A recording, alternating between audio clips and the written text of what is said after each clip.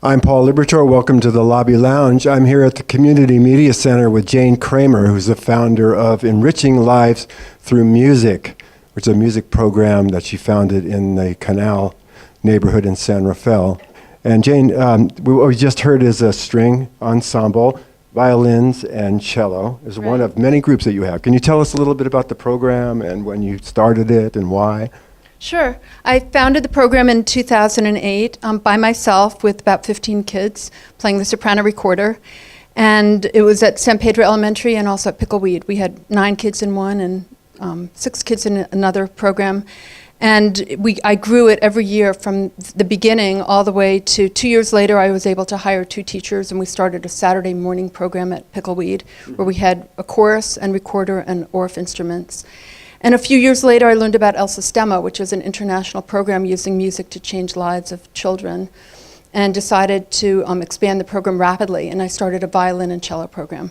And from then on, it's really grown exponentially. We have string programs at San Pedro Elementary. We have about 30 kids playing the cello and also violin.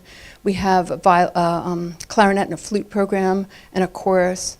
And all the kids are part of an ensemble on Saturdays. We spend 3 hours at Davidson, and kids are either in an orchestra, a chorus, string ensembles, and many other music ensembles. Okay, and the reason that you decided to do this, to go into this particular community and do this at this time, what was behind that?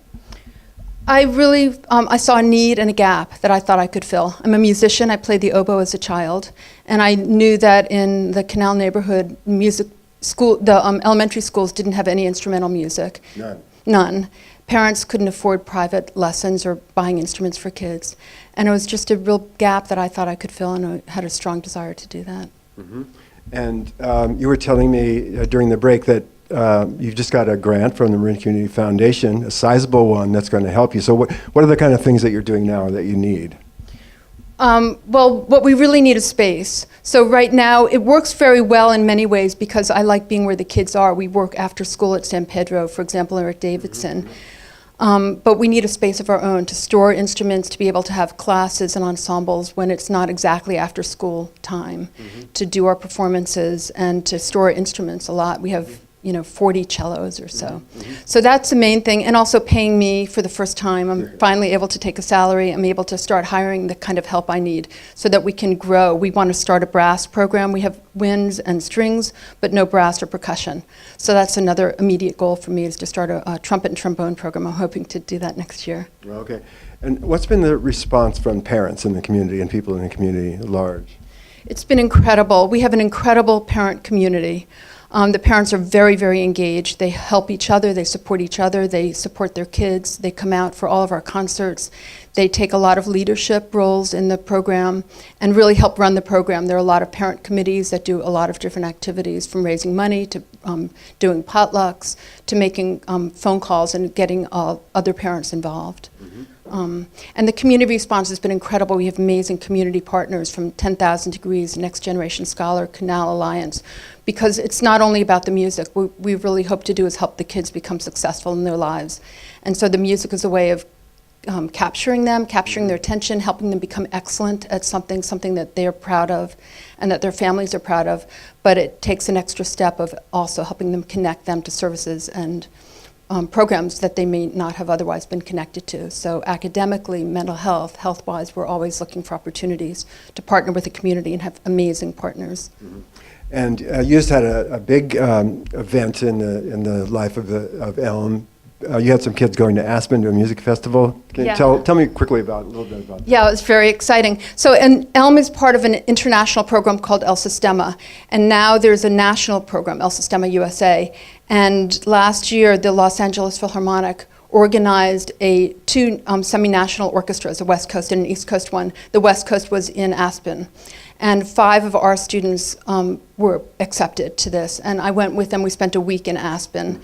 They spent time in hotels, they rehearsed every day, and they performed an incredible concert, and they're truly the stars of the Aspen Music Festival. It's very, very exciting, and it changed our program because they came back so inspired and taking on their leadership and mentorship roles really, really seriously, and it totally raised the level and expectations of our program. Oh, that's great. Really exciting. All right, so this first group just played a piece called Ash Grove, right? That's right. Yeah.